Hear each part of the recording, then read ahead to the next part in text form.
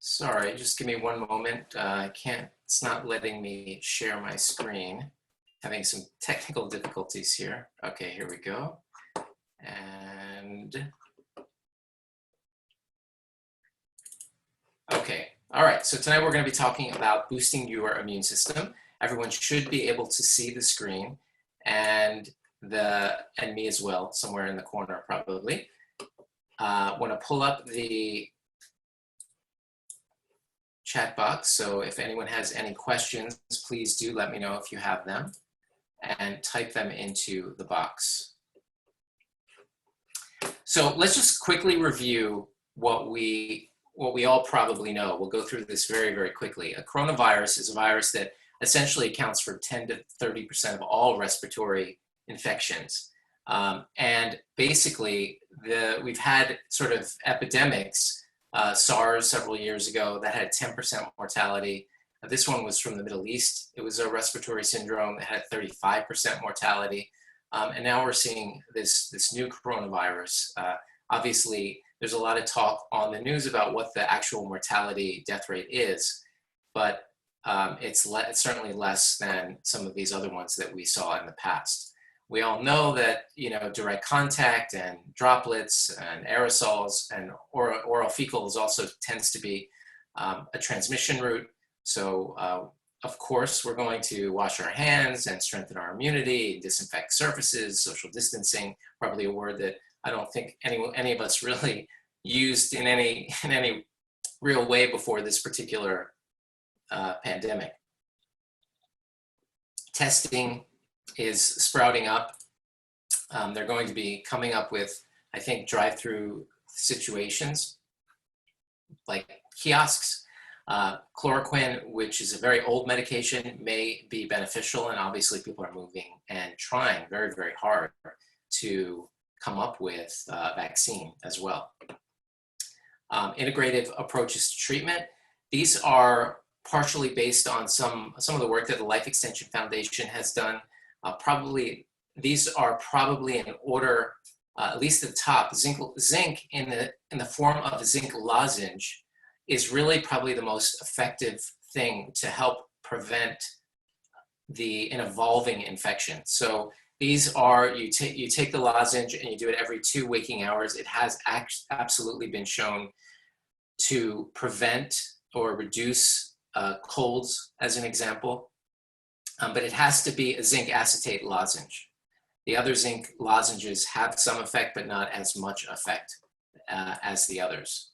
Unfortunately, probably the best place to get this is Life Extension Foundation, and I always have a bottle or two of this because the studies that were done on this were absolutely remarkable. They really show that you can shorten the duration of viruses, especially upper respiratory infections, virus infections with this zinc acetate lozenge. And the history behind it is actually really, really very interesting. But basically, I actually went there to purchase another bottle, and I think it's now 2 months before you can get it, but there might be people selling it online. Garlic, very, very high dose of garlic.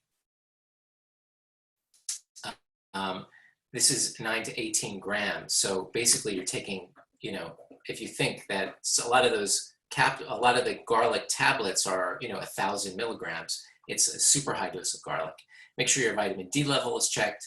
Cimetidine, which is actually a stomach acid medicine, can help with, it actually boosts your immune system.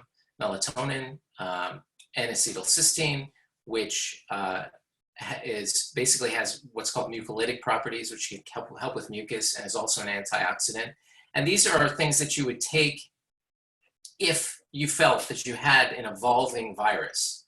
I take zinc lozenge, garlic, selenium, and probiotics if I feel like I have something coming on. I didn't put vitamin C in here. However, vitamin C is something that you can take. In fact, I'm part of a group of medical doctors who are on it's a society for metabolic therapy. And one of the doctors is in China, and he said that he they've had some success doing high dose vitamin C in some of the hospitals in China. I don't believe in, someone's asking about vitamin C, that's why I'm talking about it now. I don't believe in doing super high doses of any vitamins. So if you definitely, I take vitamin C already. So, if you're not taking, you could take 500 or 1,000 or even 2,000 milligrams, and that's not necessarily high dose. Just like Dr. Weil was concerned about things that you don't want to, so someone's asking, Dr. Weil recommended that we avoid vitamin D, but I also see vitamin D on your list. So basically, you have to have I don't recommend that people take high doses of vitamin D all of a sudden. There's no sense in doing that. I'm not saying that you need to take vitamin D, but that you should know that your vitamin D level is in its optimum place. So if you get sick and you just start ramming vitamin D down your throat, that is not going to be beneficial for you. You should know what your vitamin D level is. Everyone should know. You can buy on your own a kit from Amazon even, that's a finger stick, and you can send it in and get your vitamin D level checked yourself. There are also labs out there now that you can actually just order labs yourself. You don't need to now depend on your doctor to order labs. So everyone should know what their vitamin D level is. So the key here is not to start taking high doses of vitamin D if you feel like you're getting sick. That's not going to do anything at all. You just want to, because it takes time for you to build your levels up. So you should be taking vitamin D, or you should know if your vitamin D level is normal. Melatonin, lactoferrin, which has many anti-infective properties, antibacterial, antiviral, selenium, probiotics, plus or minus, and EGCG, which is in green tea. So they pretty much fairly overlap with what Dr. Weil spoke of. These are not specific for COVID-19. They are things that are recommended for if you have an evolving viral infection, like you feel like you're coming down with the flu, you can go through this. I don't take all these. Like I said, I take zinc, I take garlic, I take melatonin, selenium. I drink a fair amount of green tea already as it is. And I absolutely do those the second I feel like I'm having some sort of flu coming on. So these are essentially integrative approaches to treatment, all of which are non-specific to this COVID. No one really knows what the situation is. We're talking more about the fact that this is a coronavirus, and coronaviruses are responsible for a lot of upper respiratory infections. And these types of recommendations have been used for many, many years for those types of viruses. I'll keep it up actually, and I'll minimize this. The key really, of course, just like in Dr. Weil's publication that he just came out with, is to really have a common sense approach to your overall health. And we're going to be talking about the 4 pillars of health, because in each one of these 4 pillars, there are things that you can actively do to make a difference in your overall health. And when your overall health is improved, that means that your immunity is also improved. So there are essentially 4 pillars to your overall health.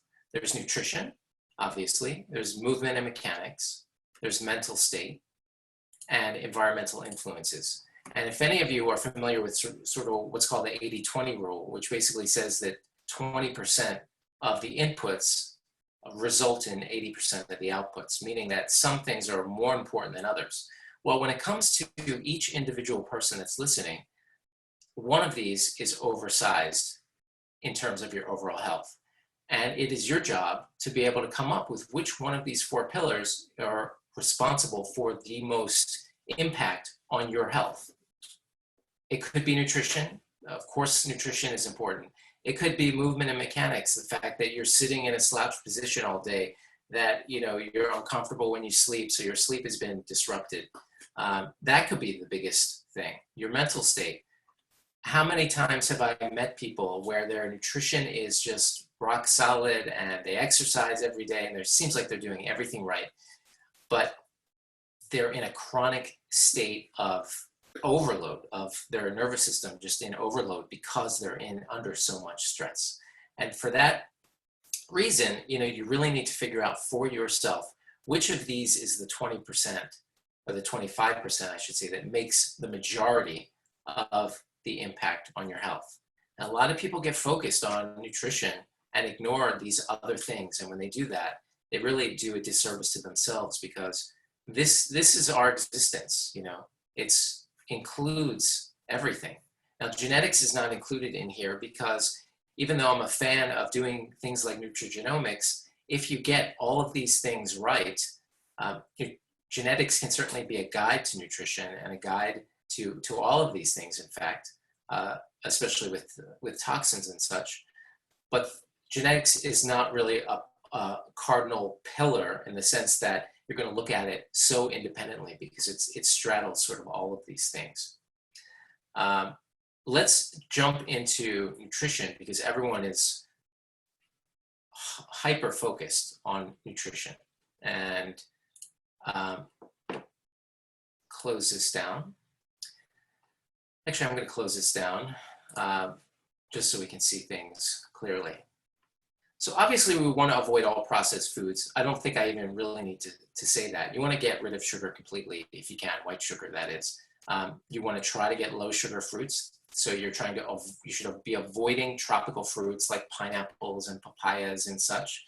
Of course, that's better than not eating any at all, but you want to try to keep your sugar load down. So berries all kinds of various berries are great. Leafy green vegetables as much as you can. The cruciferous vegetables are probably the most important in terms of detoxifying your body as well as lowering its cancer risk. In fact, cruciferous vegetables like kale, collards, broccoli, cauliflower, mustard greens, for every 10% increase in consumption in populations, there's a 20% decrease in cancer. So cruciferous vegetables are incredibly important.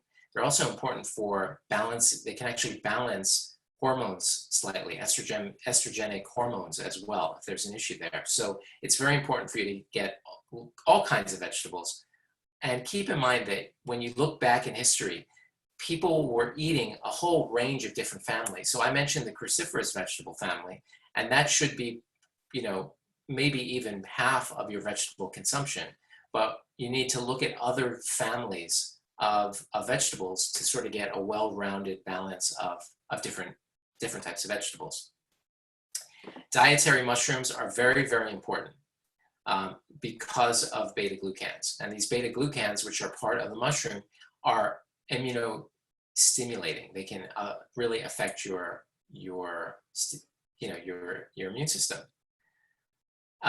And there's something called immune senescence. And senescence, like senile, means that as you get older, your immune system essentially starts to age. And we all have what are called naive T cells. And these are the T cells that they haven't seen anything before. That's why they call them naive. And they're the ones that react to new invaders. And then we have memory T cells. And these memory T cells, they hold on to the memory of old invaders. As an example, if you are allergic to poison ivy, what happens is sometimes the first time you get exposed to poison ivy, your body might not react because your body's never seen it and it doesn't know how to mount a response. But the second time you get exposed to it, your memory T cell has a memory of poison ivy, and then your immune system just goes haywire and you get the classic poison ivy rash. Well, as you age, in order to have a healthy, balanced immune system, you are essentially want to have a good level of naive T cells and a good level of balance of memory T cells and naive T cells. Obviously, what happens is your memory T cells go up and your naive T cells go down. And with that, you can get an imbalance in your immune system. And mushrooms like reishi and cistanche have both been shown to sort of help balance this out. This is what I would recommend for people as they're getting older. The issue is a lot of times when people are getting older, they take so many pills, it's very hard to convince them to take another. When it comes to reishi mushrooms, you can buy reishi mushrooms, dried reishi mushrooms, and you can make reishi tea. You can also make a tincture, because there are two chemicals in reishi mushroom that are beneficial for your body. One of them is water soluble, and the other dissolves in alcohol. So in China, as an example, and I've done this myself, you can take reishi mushroom and put it in a bottle of brandy or a bottle of whiskey, and you leave it in there for a good 3 months or so. You just for 3-4 months, and then you just take just a little tiny bit, and you're going to get sort of a medicinal alcohol tincture. It's a very interesting thing. It looks like someone's typing a question here. Linda's asking if we can have the Dr. Weil document, please. Yes, just send a note to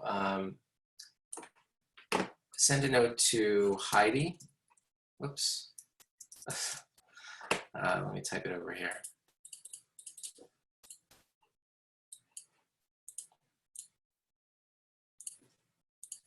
Okay, well, the typing is not working, but yes, we'll you'll get an email afterwards. If you're on the call, you'll get an email. For some reason, it's not letting me type into the box. Nope.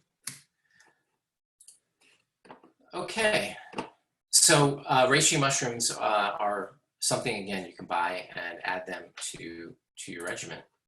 Any kind of mushrooms are going to have these beta-glucans, and there are supplements, but you might as well just add mushrooms. There are so many varied kinds of mushrooms that are so incredible. One of my favorites is called Maitake Mushroom, M-A-I-T-A-K-E, and this is a very meaty mushroom. It has like these fronds on it, and it's real. You can buy, you can get these mushrooms at a lot of stores now. And really, you should start experimenting with mushrooms. They're so incredibly good for you. They also have a natural source of vitamin D and fiber. We really should be including them as much as we can. Garlic and onions are very, very important for your immune system. And then there's something called G-bombs, which is a mnemonic that a doctor by the name of Joel Fuhrman, who wrote in a very, very good book years ago called Super Immunity. And this is basically a mnemonic for greens, cruciferous vegetables, beans, onions, mushrooms, berries, and seeds. Beans are great for controlling your weight. They provide satiety. There are good ways of cooking them. The best way of cooking beans is by putting them in a pressure cooker. That makes them the most digestible possible. Onions are great with detoxifying carcinogens and just detoxification in general. They help your liver do what it's supposed to do to get rid of toxins. Mushrooms, we've spoken about. Berries are incredible. They, in addition to all the antioxidants they have, they stimulate your body's own antioxidants. And seeds. So we're talking about, pumpkin seeds, all kinds of different seeds. And these are great because they have minerals, and a lot of times our food is lacking in minerals because our soil has been so depleted. They naturally have antioxidants, and they're a very good source of non-oxidized fats. And the reason that's important is because seed oils like sunflower or safflower oil, these oils become rancid very, very fast. Corn oil, sunflower oil, safflower oil, all of these oils are terrible for you because they're new oils. I mean, no one had these oils, these are lab-made oils. Anytime you take the fat out of the seed, it becomes exposed to air and it's oxidized. And when it's oxidized, your body is taking in oxidized food, and you need to use all your antioxidants to battle what you just ingested. So you really do need to be careful with the types of fats that you eat. And if you're eating raw seeds, raw nuts and seeds, you're going to get the natural fat. It's pre-packed so that it doesn't go rancid. So it's nature's way of preserving this fat. And then when you eat it, you're able to take these healthy fats and use them. Pay attention to your gut health. So as you can see in this list, there's no probiotic foods. Now, I think given the history of life on Earth, everyone essentially had some sort of probiotic foods, natto and kimchi and sauerkraut. Lots of things have been fermented and pickled. So I believe that that's part of a healthy diet. We should always have something in our diet that is probiotic. And a large part of our immune system surrounds the gut. And so we want to pay attention to the health of our gut. And by doing that, you're going to have benefits for your overall immune health. So if you're talking about pay attention to gut health, probiotics, natural probiotics, not probiotic supplements, but natural probiotics are important. I put here, consider an elimination diet, because sometimes you're eating foods that are affecting your gut. I believe it might have been last week or the week before, I gave a lecture on, I think it was 2 or 3 weeks ago, I gave a lecture on why everyone should consider an elimination diet. And that is available on my YouTube channel, the hour-long class that we did on that. But the point of mentioning this here is when you're, as I mentioned, the large part of your immune system surrounds your gut. And when your gut is reacting to something that you're eating, then that's going to have a corresponding effect on your immune system. So things like wheat and dairy, which are probably the two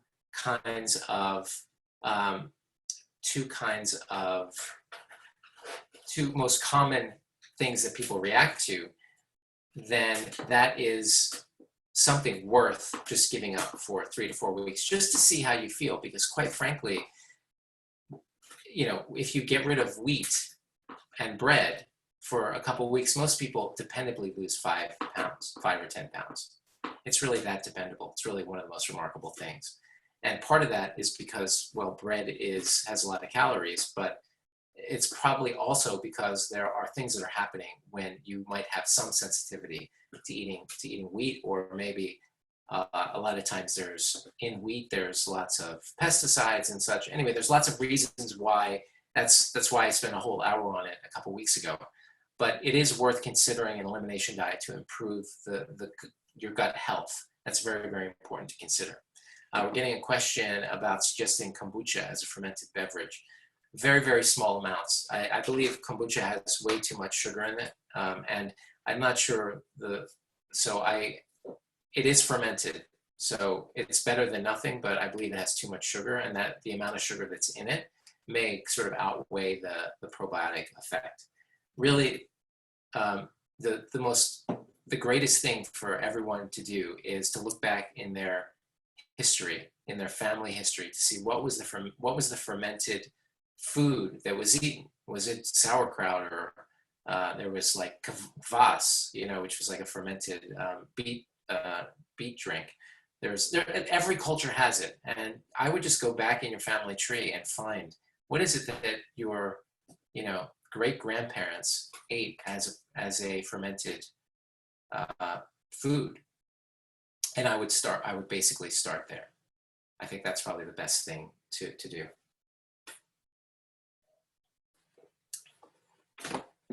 All right. Jill Burns is saying diluting kombucha with water likely better than right out of the bottle. Yeah, probably so. And making it at home. And one of the quote kind of rules I say for everyone is everyone should do some kind of fermentation at home. It's a lot of fun. I have some videos on my YouTube channel about how to make sauerkraut. You can make a lower sugar kombucha at home. That you can do for sure. I'm getting a notice that my internet connection is unstable, so I apologize if my video and audio is going in and out. Okay, so let's move on. We're already halfway through. And I didn't want to spend actually that much time on nutrition because most of you know the things that you need to make changes on when it comes to nutrition. Obviously, you need to get rid of processed foods and increase greens. We all kind of know that, but I do believe that the mnemonic, this G-bombs that Dr. Fuhrman came up with, is super important because we should be getting every single one of these in our diets every single day. Greens, beans, onions, mushrooms, berries, seeds. You can put some beans on your salad. Onions, the onion family includes garlic, includes chives, all those plants in the allium, I can't remember the full chemical name, but onions, garlic, all those sorts of things. Mushrooms, any mushrooms, berries, a handful of berries in the afternoon with a handful of nuts and seeds. Christopher's asking, is pickled red onions a fermented food? If you pickled them at home with, you made your own brine and you pickled them, yes, it's absolutely a probiotic food. There's a really great book, looking on my bookshelf here. This book, The Art of Fermentation by Sandor Katz. He's sort of like the father of modern day fermentation. This book is amazing, and I think everyone should have it. He has some more brief. This is really a big book. He has multiple books. Pick any of them and start fermenting. It's fun and it's healthy. Okay, let's go to movement and mechanics, and we're going to talk a little bit about circadian rhythms.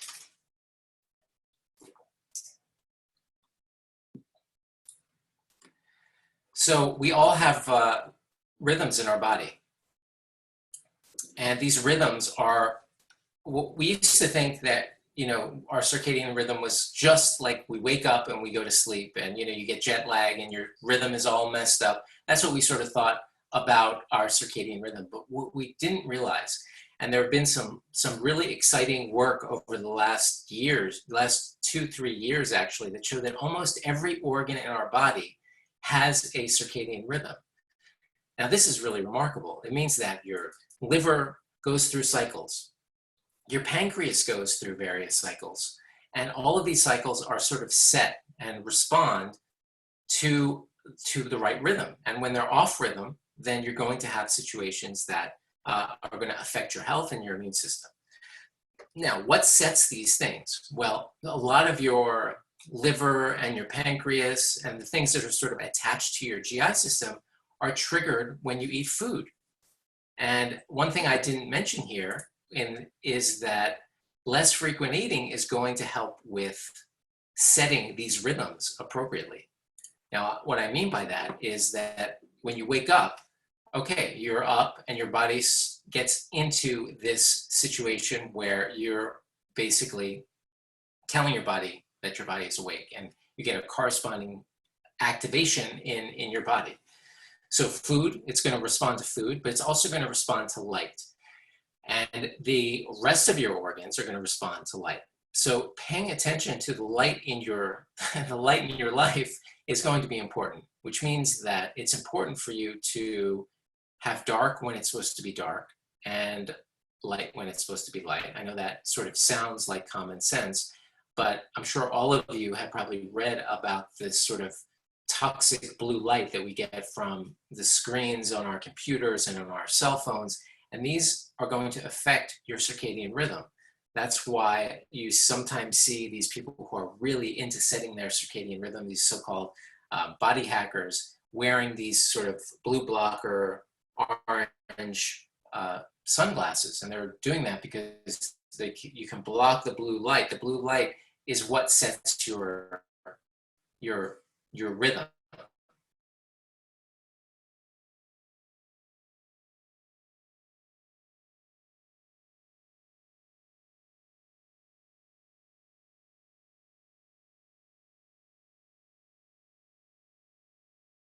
I sleep fine. There's always another level of optimization that you can do. So you really do want to pay attention to the light, and you want to pay attention to food intake. Now, your body was never meant, we never evolved to be eating chronically all small meals all day long. That means that anytime you eat food, you're triggering your body system. So So when you're triggering your body, your food intake, you need to give your body time to rest and to activate. So you should be eating less frequent meals. You shouldn't be eating constantly throughout the day, because that's going to affect your rhythms. You want to get all these rhythms in place, because when you get the rhythms in place, you're going to be a lot healthier. So when you get up, your body is moving after you're fully awake. It sends a signal that you need to wake up. So it's very important to pay attention to these rhythms. Be careful at nighttime. You should block out lights as much as you can. At nighttime, as you're getting into going to sleep, you should be turning your computer off, turning your TV off, maybe lowering the lights, or making sure that perhaps you don't have strong blue lights on. Pay attention to food intake. And what I mean by that, as I said, is that you really want to, the same thing with getting ready to go to sleep. You shouldn't be eating right before you go to sleep. Your intestine, your GI system needs time to cycle. And so basically you're going to want to have a good number of hours from your last meal to your first meal.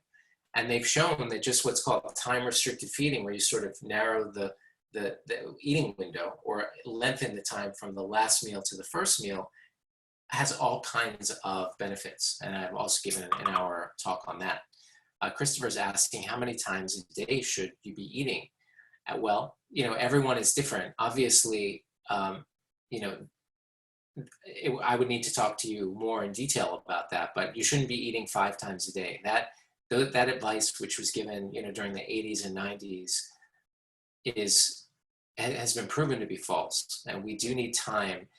The key really, Christopher, is to try to get a good number of hours, as much as you can, from your last meal to your first meal. So if you can eat 1 hour earlier at dinner time and 1 hour later in the morning, you're going to have health benefits, because you're allowing your body to go through these rhythms and these cycles.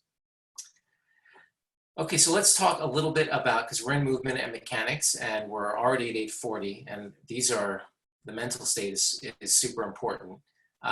Let's jump into exercise. So we're all at home now, most of us, at least at home more than we used to.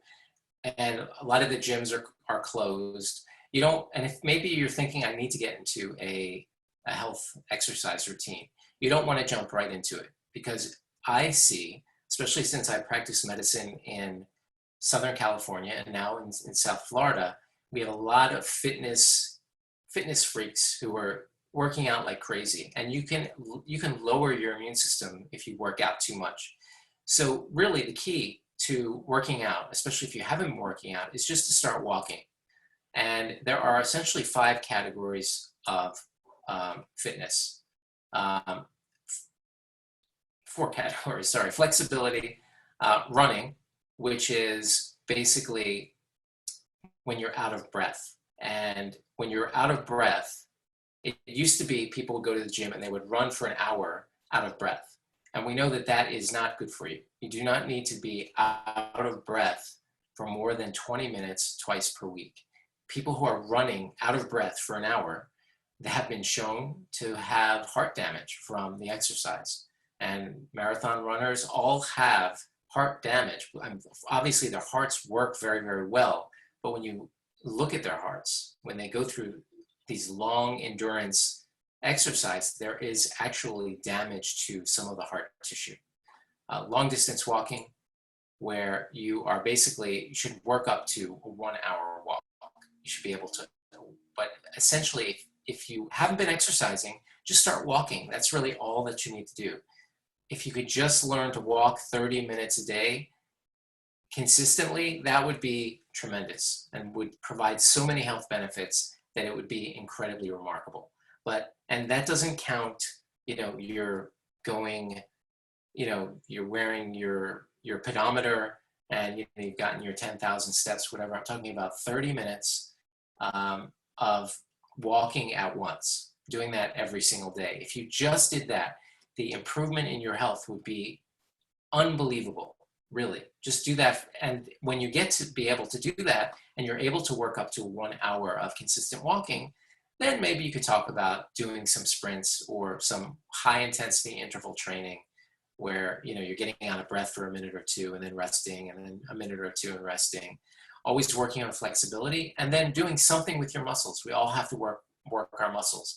The same thing goes, don't just go crazy and start lifting weights. Start with some calisthenics. Try to work on doing some push-ups, even if it's on your knees. Go to YouTube. There's so many beginner calisthenic workouts that you can find. There's so many resources now that it's incredible. It really is incredible. And you want to have all of this involved in your fitness. Okay, so now mental state. So I wanted to talk about something called the false emergency state, which was taught to me by a teacher of mine by the name of Gerald Epstein. He basically said that everything around us conditions us to be in a false emergency state, where we are essentially, it's not a real emergency. I mean, we're all dealing with a crisis in the world right now. But right now, we're sitting and we're watching a class, and there's no emergency to us right this moment. But when we turn on the news and we see that the sky is falling and we're all going to die and all of these sorts of things, it elicits what's called the false emergency state. And in a false emergency state, you are reacting in such a way that it's causing an enormous amount of increased tension. Because an emergency state, a real emergency state, which rarely ever happens. I mean, the only time it happens is if someone has a gun to your head, or God forbid, there's some life-threatening something or other about that's like inevitably highly likely to happen. What's happening in your body is it's preparing itself to mount a defense or run or something. And all your hormones release all this stored up chemical energy.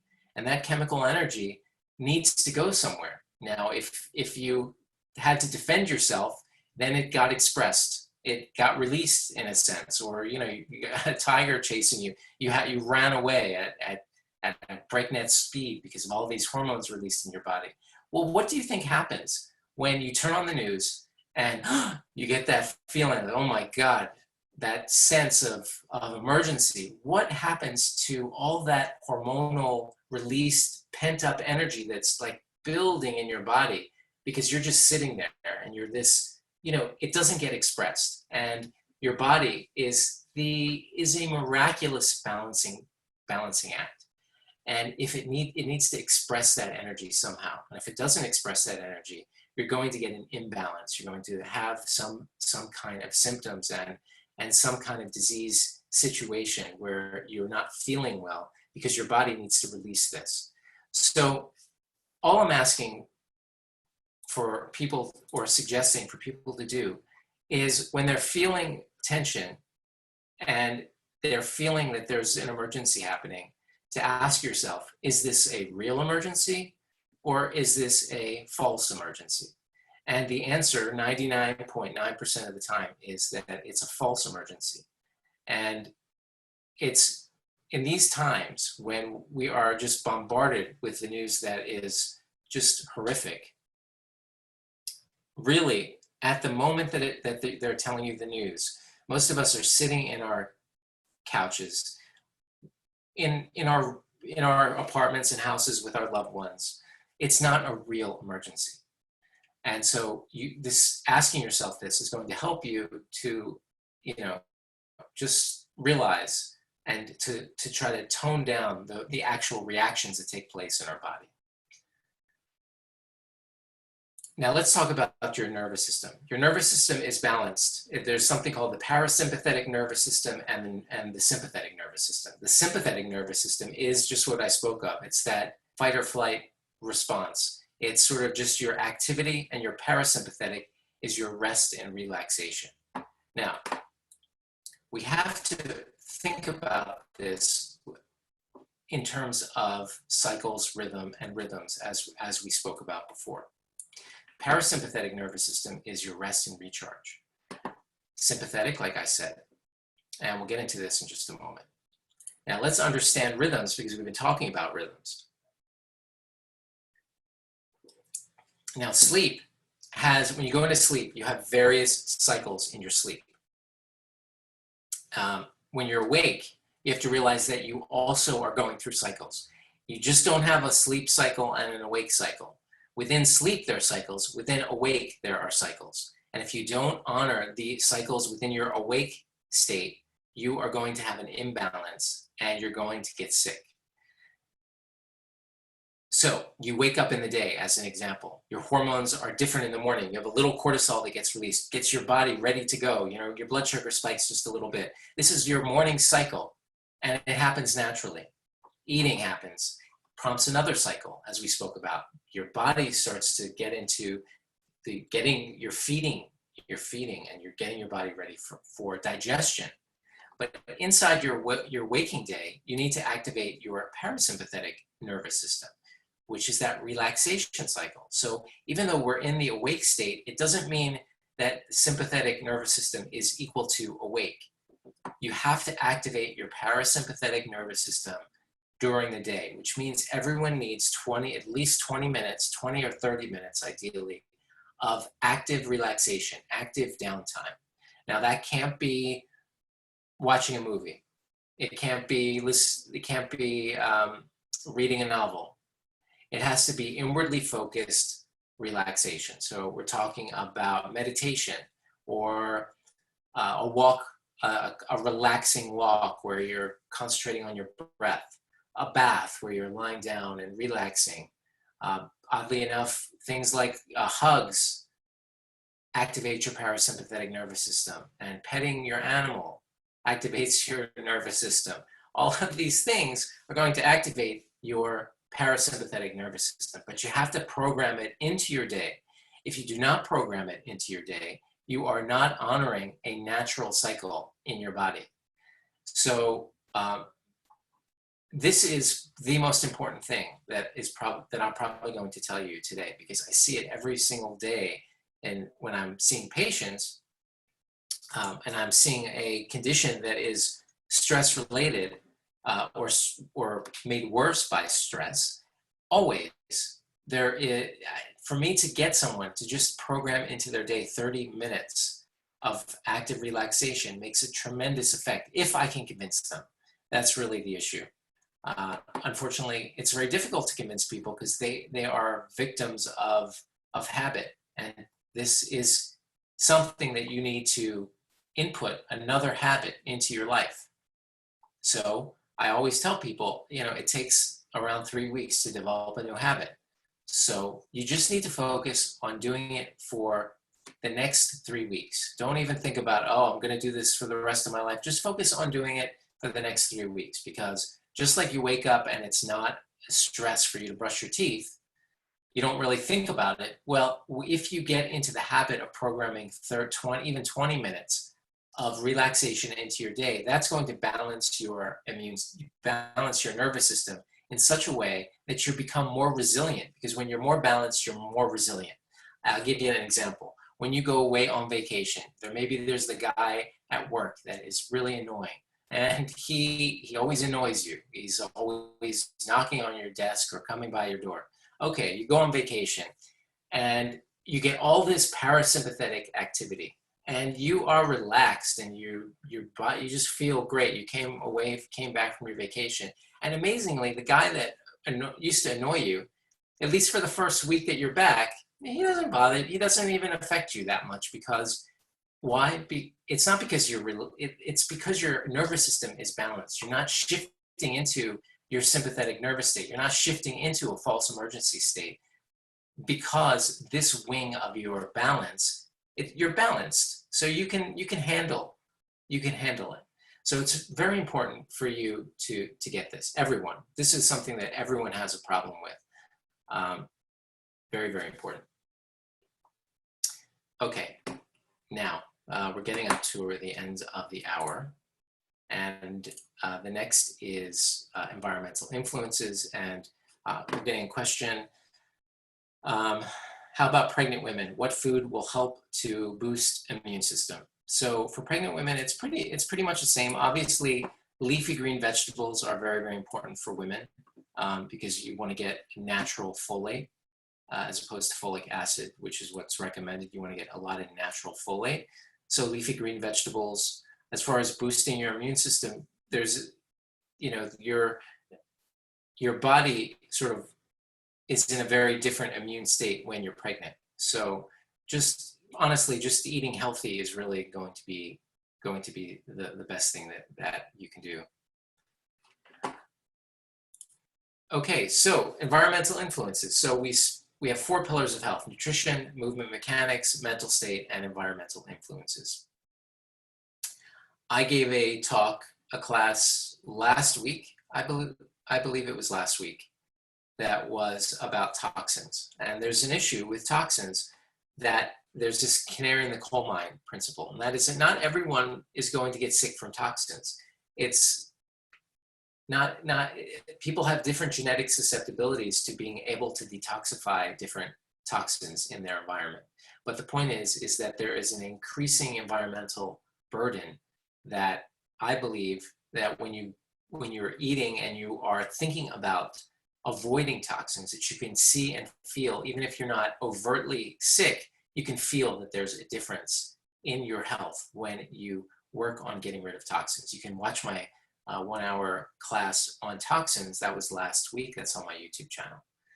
Environmental influences, light. We spoke about light already. It's more important than you think. We evolved under the sun, and the sun is, now that we know, is triggering. The blue light is triggering all kinds of different things that are happening within our body. So it's very important to just be conscious of light. Noise can prevent you from relaxation, so it's important to assess that. How clean is your air? How clean is your water? These are all sort of environmental influences. Water is a big one. I'll be giving a class on water, just on water, in I think 3 or 4 weeks. But we'll go into how to assess the quality of your water, how to use water. But I'll give you one little tidbit here. First of all, one of the amazing things about humans and animals is that not all animals are huge water drinkers. A lot of them get water from their food. And when you are eating fruits and vegetables, you're getting a lot of water. And it turns out that the water in fruits that's in fruits and vegetables actually has a different structure than water that is just from the tap. And there's something more hydrating about that water than water that you just drink. I mean, sometimes it feels like if you tried to hydrate, that you just drink water and it just feels like it kind of goes through you. And amazingly, there's been some remarkable work done to show that water is just not water. There are different forms of water, in fact. And when water is bound into a vegetable, it reacts in the body very, very differently. So it's important to be conscious of the water that you're trying to get as much water in the food that you eat, actually.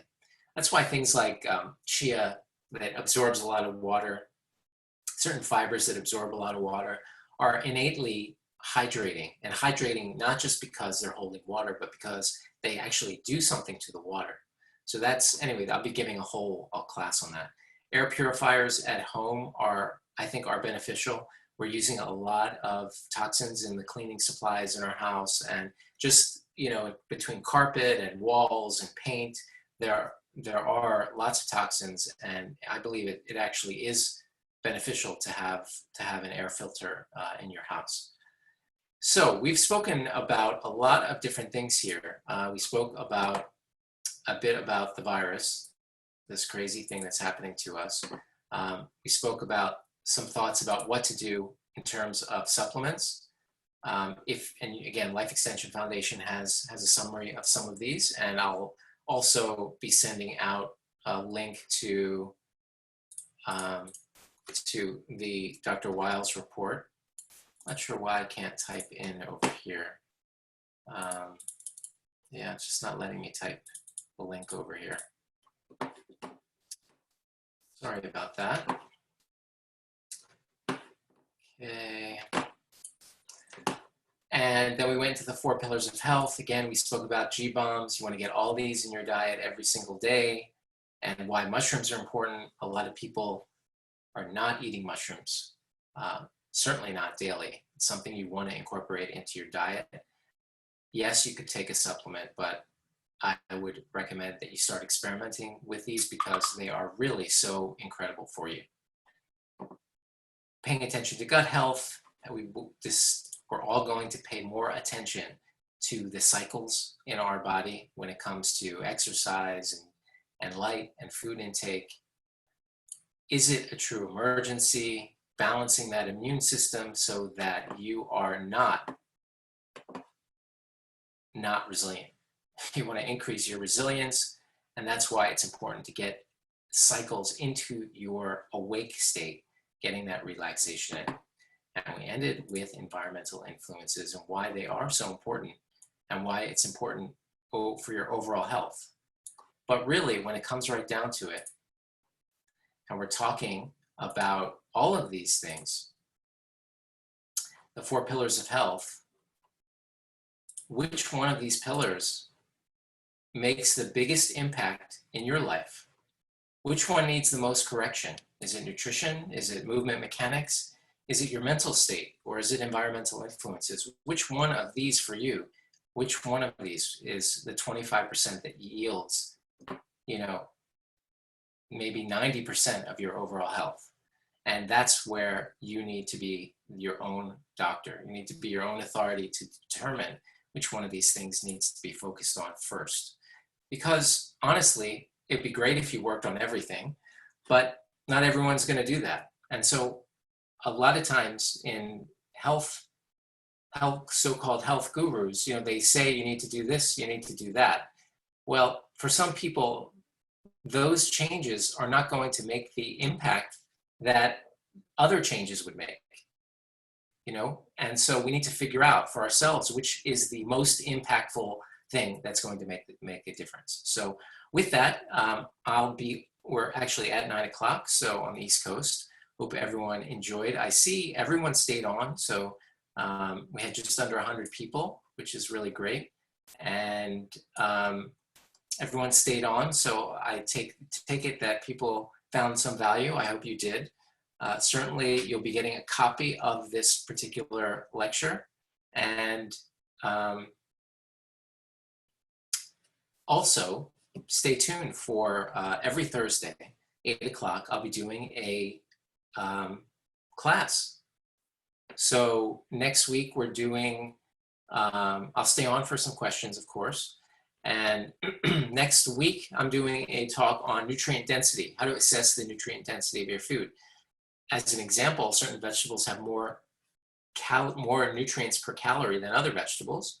Some animal products, as an example, some animal foods, like liver, as an example, has a whole lot more vitamin content and useful stuff in it than, say, a steak. So the next lecture, next class, next Thursday, we'll be talking about nutrient density as well as some other things. Thank you for your comments, Mary and Tracy and Leanne and Brett. Brett just sent me a note. I'll post it. I'll post it on my Dr. Carp Facebook page. So you do have to sign up every week for that. So kefir, what do you think of kefir as a probiotic? I think it's a good probiotic. Again, the problem is that it's dairy, and so I always tell people, even though it's fermented dairy, I always recommend people try a elimination diet of going dairy-free for 3 weeks, just to see how you feel. If you do feel much better, then only add back a fully fermented dairy and as pure dairy as possible. And then you could try kefir as your dairy, as your fermented dairy. So that's what I would recommend. Thank you, Lizzie, for your comment. I appreciate that. And can you put out a schedule of topics? I should do that. If the best place to go is my Facebook page on Facebook, Dr. J. Carp. That's what the name of the Facebook page is, Dr. J. Carp. And then each week I put out, I'll put out a schedule because we have it scheduled for the next, I think, 6 weeks, 4 to 6 weeks.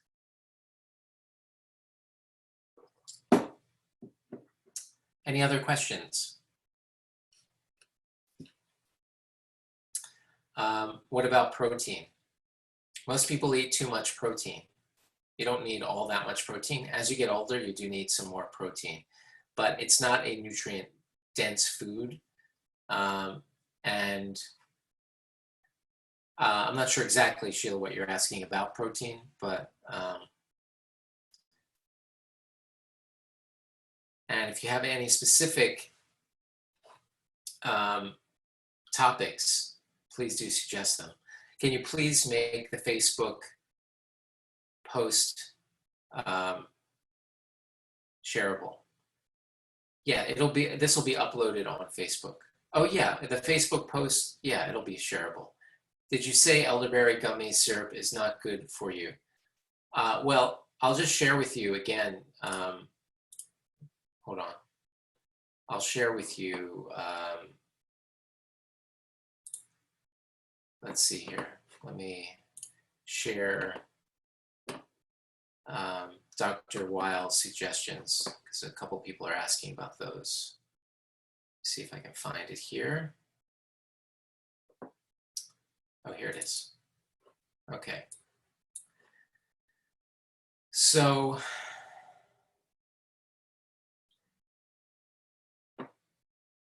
he's suggesting you avoid elderberry. There's something I might want to mention. So there's something called cytokine activation syndrome, or cytokine storm, which is what kills young people with flu, with like a flu, with this sort of situation. Sometimes we're seeing people now, young people who are actually dying from this infection. And what happens, and we believe that like the Spanish flu, during the Spanish flu, there was the same situation. It's what made the mortality rate so high, that young people, what happens is, you know, when you have the flu, the reason you get sick is not because of the virus itself, it's because of your body's reaction to the virus. It's releasing these chemicals that make you feel sick. It's your body releasing chemicals that make you feel sick. And what can happen in the lungs is that you can have such an overwhelming immune response to the virus that your lungs can fill with fluid because of all these inflammatory chemicals your body's releasing, that your lungs fill with fluid and you can die. And that's called cytokine storm. So I believe what he's saying here, which is that during symptoms or infection of a positive test, you should avoid elderberry. So you're not going to use it if you have a positive test. And I believe the reason he's saying that is specifically because you don't want to have this situation happen where you're overactivating your immune system in such a way that you are going to go through this situation called cytokine storm. If you have cytokine storm, you can be the healthiest person you know, goes to the gym and etc., and you can end up dying from the virus because of overactivation of your immune system. So if you want to take elderberry during the winter, I mean, that's like an old-fashioned American herbal tradition. But he's saying that if you test positive, then you shouldn't be taking it. But during the winter, just to sort of boost your immune system, if you want to take some elderberry, I suppose it's okay.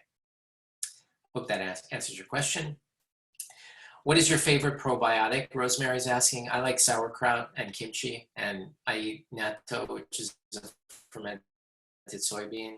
I eat a fair amount of, I like almost all, you know, there's something very savory about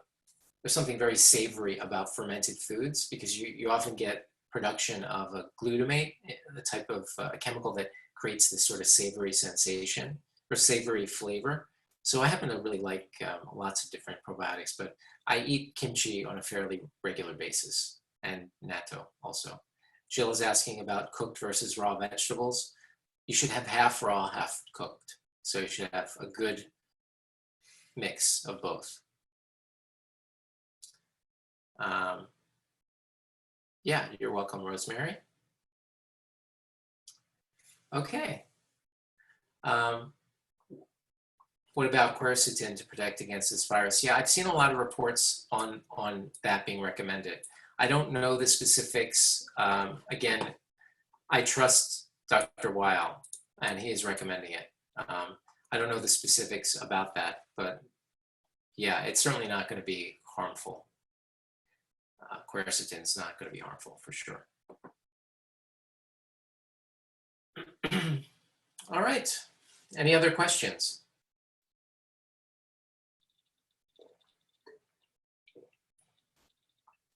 You're welcome. You're welcome, Christopher. You're welcome, Sheila. And Dwight, who is always on, thank you so much again. Appreciate you coming every week. And Jill, thank you. And Brett, oh, I would love it if you would come every week. That would be great, Brett. I met Brett in Austin, Brett and his wife, Terry. You're welcome. Great. I'm glad everyone liked it. Thank you so much. Okay, well, I wish everyone a good night. I hope to see all of you every week on Thursday night at 8 o'clock, where we go through some topic about health, and wish everyone who is on here no more false emergency states, and everyone should, if I had to leave it with everyone here, a lot of people, a lot of people on the news are speaking about things in a very sort of maudlin, serious, but yet optimistic way. So I would say that anything that you can do to insert laughter or joy, that's going to boost your immune system more than anything else. So you don't need a reason to laugh or to be joyful. So if you can do that, if you can do that for yourself, then that's going to boost your immune system more than anything else. And reading Psalms, as Brett is saying, Psalms are definitely going to help, of course. No doubt about it. Okay, all right, wish everyone a healthy week, and I hope to see all of you next week. Have a great night. Bye-bye.